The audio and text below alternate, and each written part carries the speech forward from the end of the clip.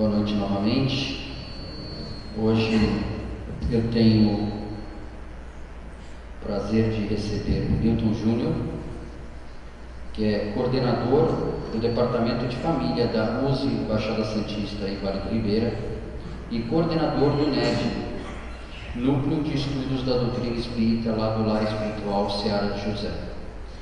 E no 5º mês da evangelização infantil, ele nos traz a palestra A Importância da Evangelização Infantil. Obrigado.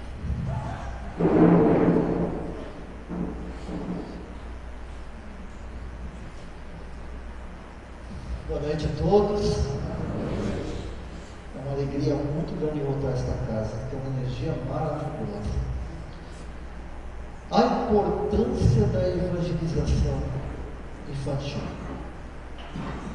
A gente acha que evangelizar é só levar os nossos filhos para as nossas casas espíritas, na qual nós escolhemos, ou qualquer tempo que seja evangélico, seja cristão, mas não é só isso. Não é só passar a mensagem de Jesus através dos Pentateucos, através dos livros que nós temos à nossa disposição. Não é só isso. Tudo começa na espiritualidade. Os nossos filhos,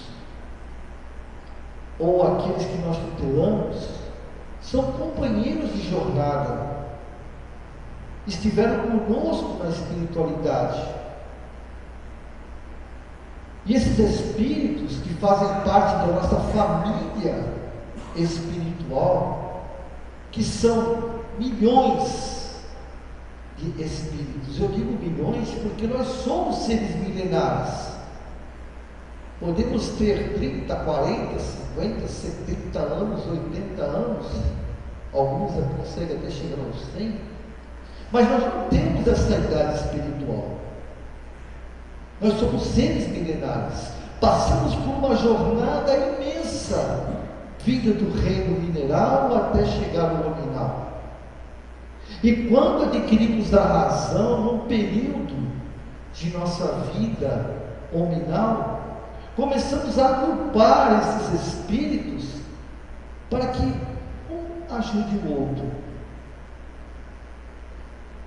Existe uma frase que eu sempre adoto porque eu acho ela sensacional, como você dizer, que é que Deus, o nosso Criador, ajuda os homens através dos próprios homens, para que eles aprendam.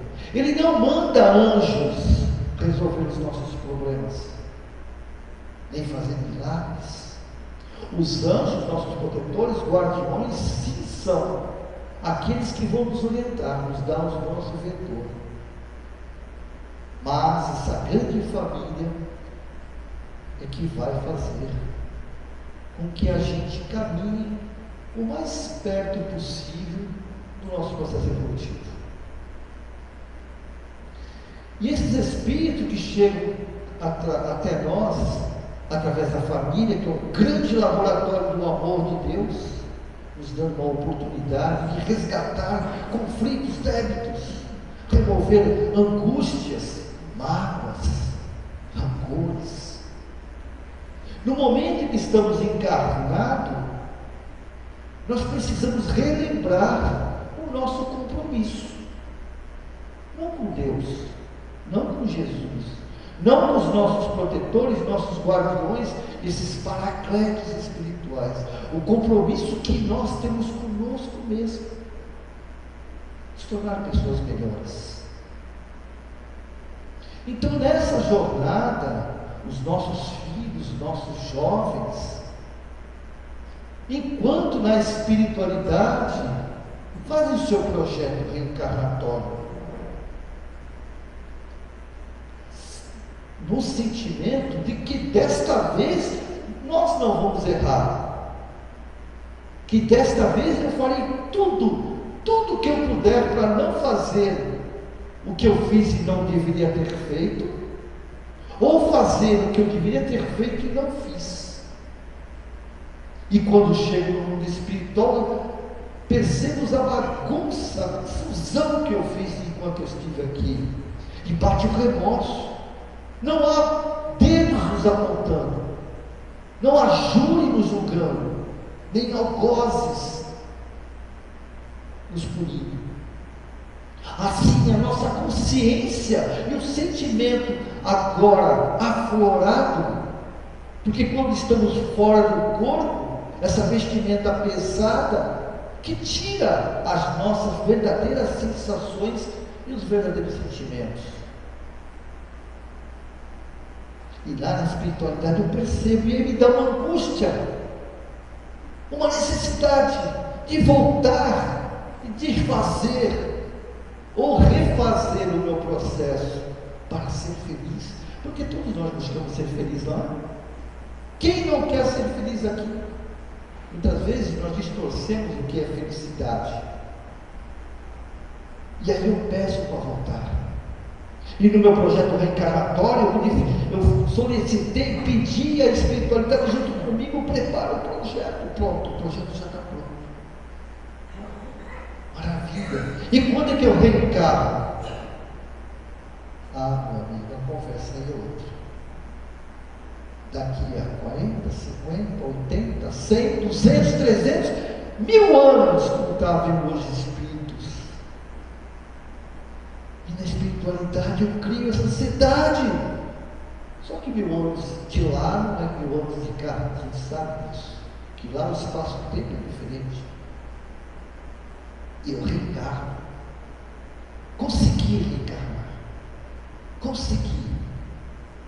Mas de que forma eu posso ser auxiliado para relembrar aquilo que vai me fazer me tornar uma pessoa melhor? Porque eu tenho em mim ainda as minhas reminiscências, as minhas lembranças, os meus momentos de um passado nebuloso, muitas vezes. E essa reminiscência é forte e nos leva a uma tendência. Todos nós somos seres tendenciosos. Por mais que não queiramos, Chico certa vez falou assim, que o pecado, que não existe, mas o desejo corrompido é como um pitbull que corre atrás de mim, feroz, e eu fujo desse pitbull, logo que ele me pegue. Assim é descrevido o pecado por Deus, que não é pecado, são distúrbios, turbulências. E nesse processo que eu vivencio na Terra, antes de encarnar, eu busco fatores, vetores, que vai me despertar e tentar me tirar do caminho do desvio, as trilhas nebulosas. Porque eu vou esquecer, quem não sabe disso? O corpo físico, o cérebro, a cognição, a consciência corpórea, esquece. Com certeza esquece. Porque estamos em provas, expiações, como o nosso querido Messias acabou de falar. E precisamos passar por isso sem ajuda, como era nas escolas. Eu preciso estudar e provar que estudei. E eu venho passar essas provas, mas haverá momentos de luz, ou portais de luz, que vão me trazer de volta à realidade espiritual. Sim, realidade espiritual, porque nós somos, todos nós, toda a criação, nós somos a imagem e semelhança do Pai. Eu sempre digo isso para me relembrar muitas vezes. Sou a imagem e semelhança do Criador, com certeza. Então, eu sou justo, amoroso, fraterno, solidário e bom. Eu sou, mas não estou. Esse é o problema. Mas eu posso relembrar o que sou. E aí está a importância da evangelização.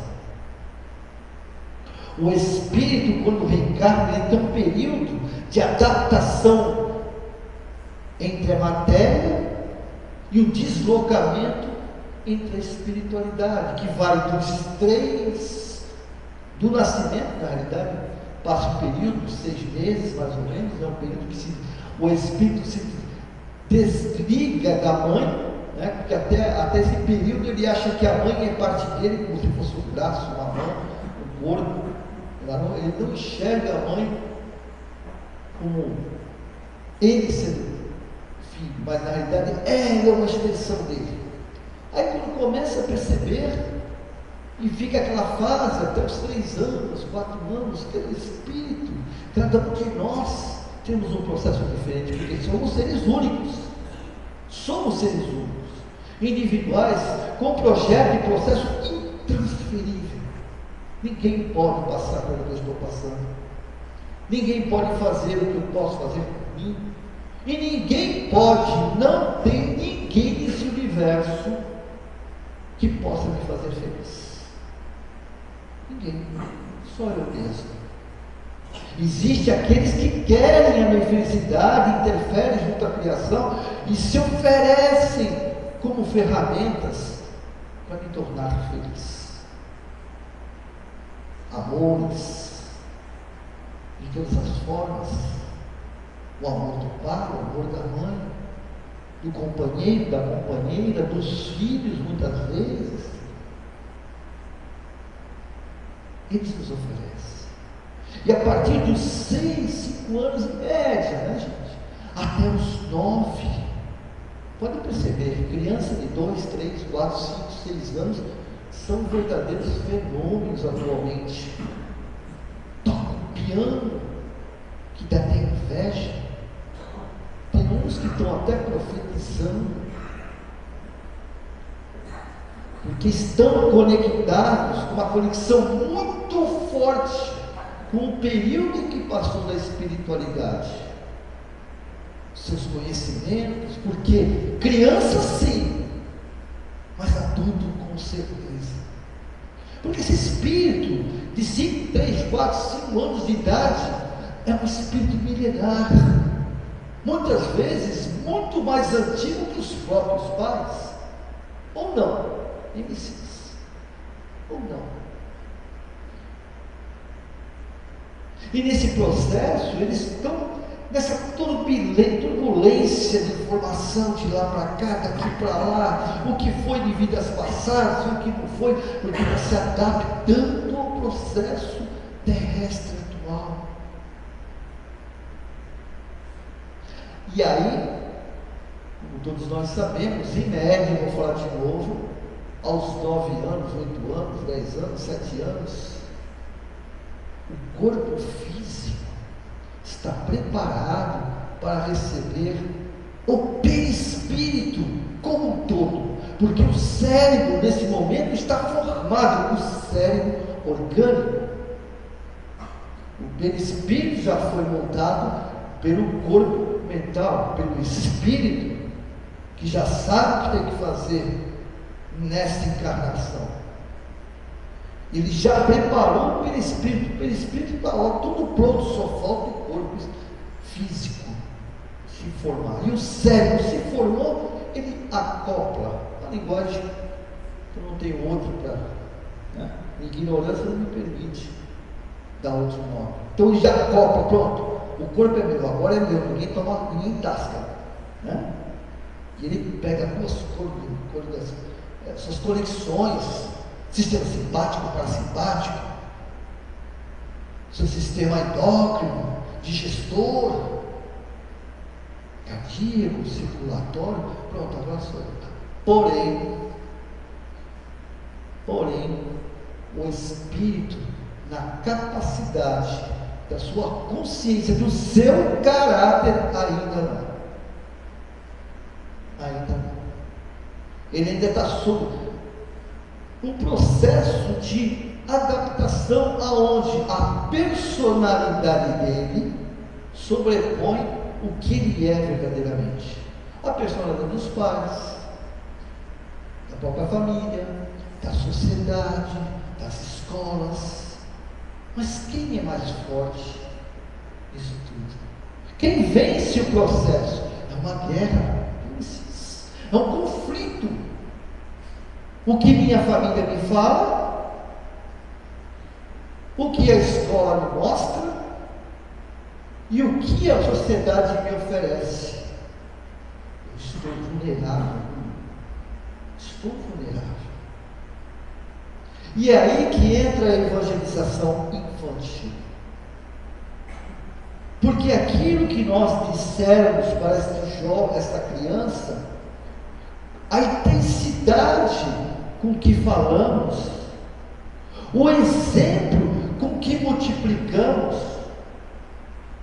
porque não adianta nada os pais pegarem seus filhos e falar: eu vou levar eles lá para a casa espírita, vou para a igreja, eles vão ser da cruzada, a espírita vai ser da evangelização, se aquele que é o maior exemplo, que é a maior referência para a criança, não demonstrar que também acredita nisso. Não adianta mostrar Jesus, não adianta falar de Jesus, se eu não exemplificar Jesus. Não adianta. A criança, nesse processo que eu falei, para a criança, nesse momento de integração, momento de persona que ela está vivendo, se sou menino, o pai é a minha referência. Ou quem aqui não foi pai, que o filho falou que ele era o herói dele? Não é? E a menina, o pai para a menina é o primeiro objeto de amor. Quem não conhece as meninas ciumentas? Quando o pai e a mãe começam a se abraçar, ela se enfia no meio. E o inverso é verdadeiro. A menina, a mãe é a referência. Tudo que a mãe for fazer, ela faz como referência, porque ela chegou nesse universo, chegou nesse mundo, nessa dimensão. Ela sabe que ela foi mulher um dia, mas nesse momento ela não lembra. E ela sabe o inconsciente dela, espiritual. O inconsciente do seu caráter que está se formando. Ele fala: eu não lembro, mas eu vou pegar minha mãe como referência. Eu já amei um dia, muito. Mas o que é o amor? O que é isso, amor? E aí ela sente no pai essa atração, os feromônios, a química, não da forma como a gente corrompe, tá? Porque o verdadeiro amor, ele hoje, no nosso planeta, é um dos maiores conflitos que estamos vivendo. Que estamos corrompendo o amor. Muito. Corrompendo muito. Porque quem ama jamais perdoa. Vocês sabiam disso? Nunca perdoa. Porque quem ama jamais se magoa. Jamais se magoa. Compreende. Pode até se decepcionar, mas compreende e perdoa. Aliás, não perdoa, simplesmente não se magoa. E aí nesse processo, esse jovem que está entrando nessa turbulência de sentimentos, emoções, com os hormônios, os próprios axônios do cérebro, estão começando a se conectar num novo processo de vivência material, começa a buscar informações. E aí, quando você chega numa casa espírita, ou seja lá onde for, que fala de Jesus, muito lindo, poxa, afinal de contas eu vou fazer a palestra, eu quero ver a palestra, eu quero tomar passe, não dá para ter a criança aqui, vamos colocar na evangelização, e lá ele ouve os evangelizadores, que nem essa equipe maravilhosa, né, da Rita, e tudo, pessoal, simplesmente maravilhoso o trabalho deles. e passa pelas casas espíritas e consegue construir pessoas. E lá eles falam de Jesus e do que Jesus fazia, do seu amor, da sua compreensão, do seu respeito, do seu perdão. Do seu perdão. Jesus jamais nos perdoou. Jesus jamais vai nos perdoar. Não perdoou Judas, não perdoou Simão Pedro. Ele simplesmente amou e ama a todos nós. Não temos que pedir perdão para Jesus pelos nossos erros. É um engano. Porque Ele não está magoado conosco. Ele nos compreende, somos crianças ainda em aniversário no planeta Terra. Não é?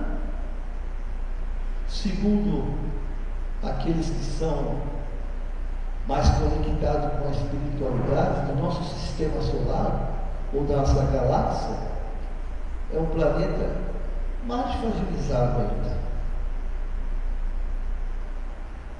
a nível de consciência.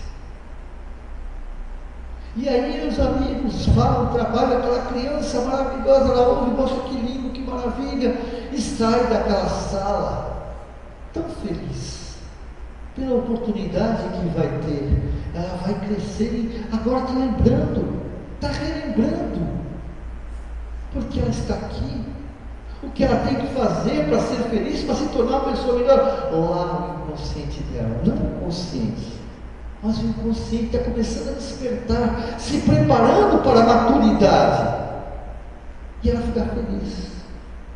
Mas algumas dessa criança, a maioria não, vai para casa, apesar dos pais ouvindo palestras, se é que ouviram, porque muitos estão aguardando só a paz, só, porque tem problemas que eles criaram, que nós criamos, tá? Gente, isso é para nós, é para mim principalmente, tá? Vocês me conhecem, eu não sou boa bisca não, entendeu? Mas eu acho que aqui ela tem que resolver o meu problema. Me falaram que essa casa aqui é sensacional, maravilhosa, está com problema, eles resolvem, né? Só que não é a casa que resolve isso, ela dá um caminho, é que nós conseguimos sentir essa energia e nos transformar, porque é assim que é. Só nós nos curamos, Jesus não nos cura, nenhum espírito superior não nos cura, porque há respeito. Jesus nos falou isso. Aos enfermos, paralíticos, cegos e tantos outros que chegaram até Ele, quando foram beijar seus pés, agradecendo pela cura, Ele falou: não me agradeça não, eu não te curei, tua fé te curou, não foi? Tua fé te curou.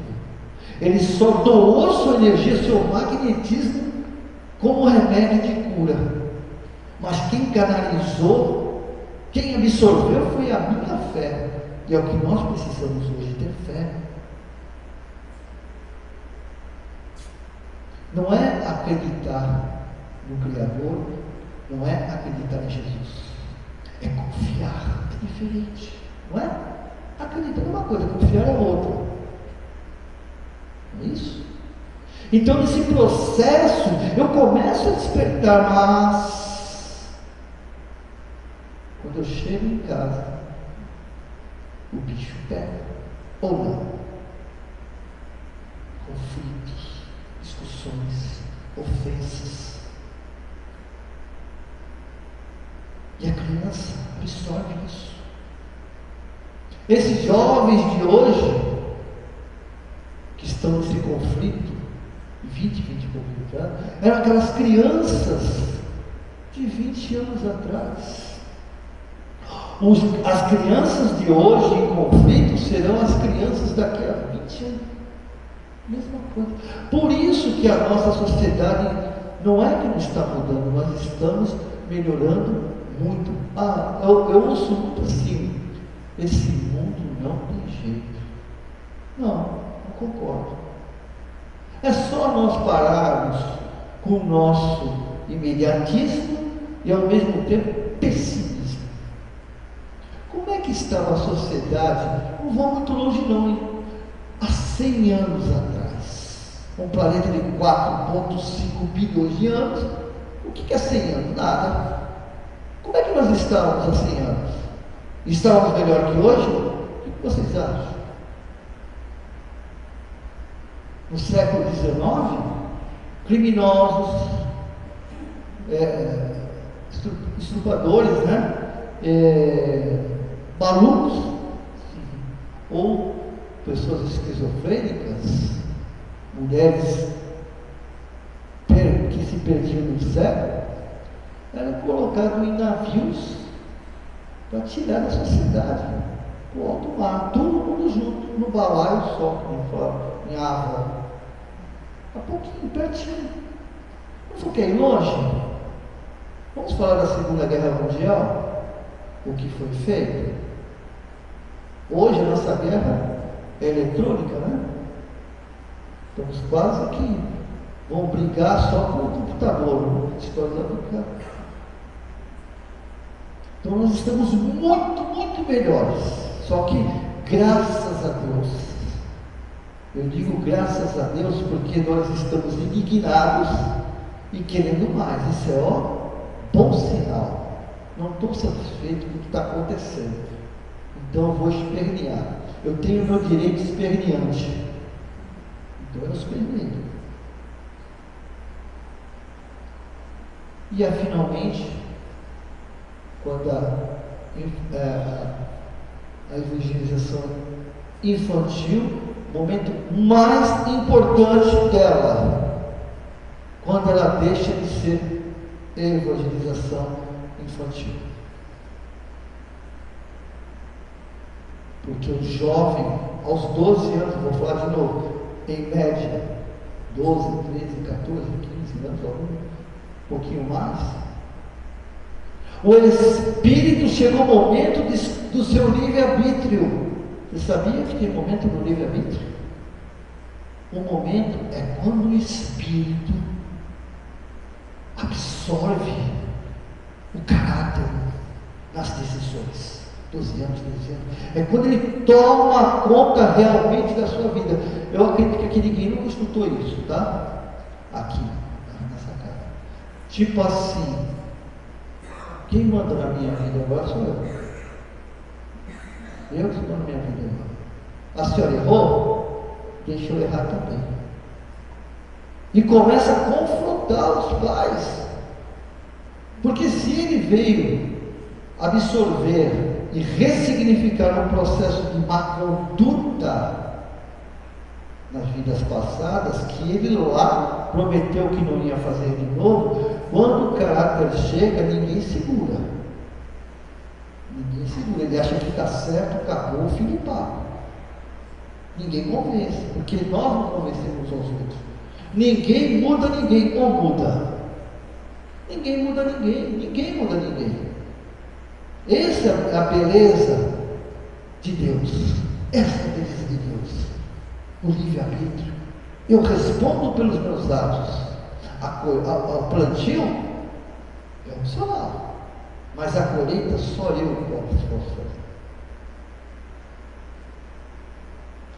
Então nesse processo que nós estamos vencendo hoje, a evangelização infantil é de suma importância para que esse jovem que está em evangelização, quando chegar nesses 12, 13, 15, 16 anos, continue na sua adolescência e minimizando os seus conflitos. Não é que ele vai ficar um anjo de jovem, alguns ficam, outros não, mas ele vai ter um antídoto para os momentos difíceis.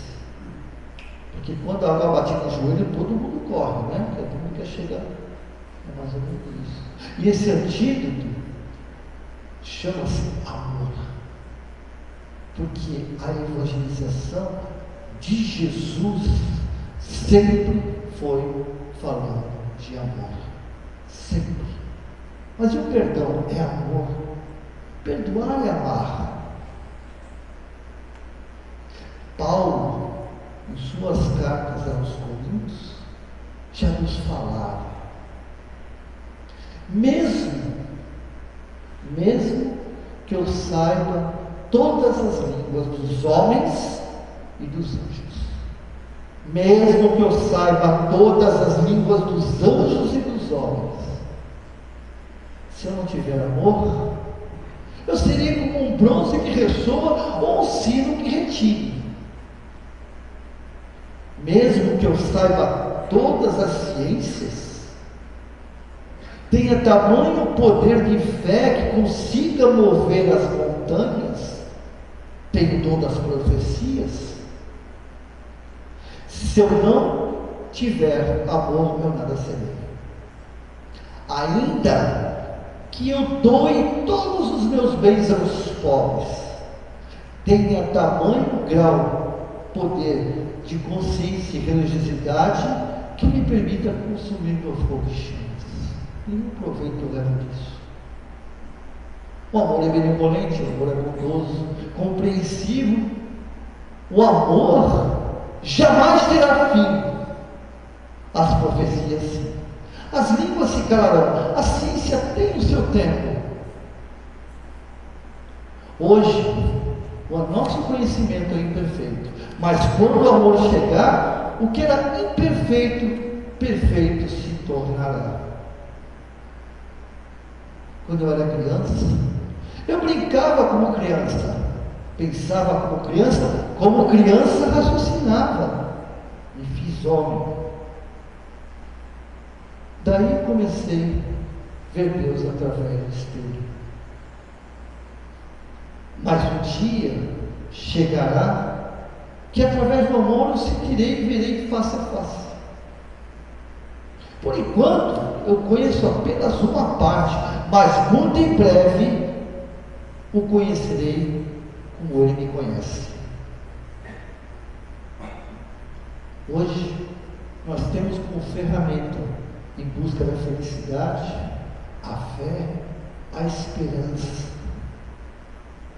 mas apenas o amor nos conduzirá a essa felicidade. Muito obrigado, que Deus os abençoe, que essa energia maravilhosa que está nessa casa, e com certeza chegou aos seus lares e lá os nossos entes queridos, os nossos animaizinhos, tudo foi dado, porque essa é a vontade de Deus, e é a vontade de Jesus. Nada, nem ninguém pode mudar isso, somente nós mesmos. Muito obrigado.